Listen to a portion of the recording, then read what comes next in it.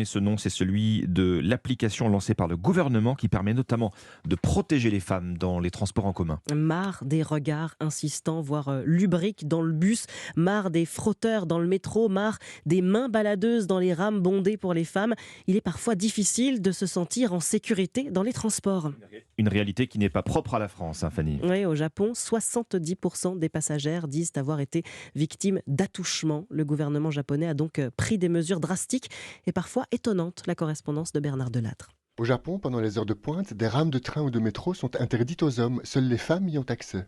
On peut aussi réserver un siège dans les trains de banlieue comme dans les TGV, ce que beaucoup de femmes font car assises, elles risquent moins les attouchements que debout, compressées aux autres passagers. À Tokyo, une appli permet aux passagères agressés sexuellement de prévenir la police en temps réel. Leur smartphone étant géolocalisé, des agents viendront à leur secours dès la station suivante.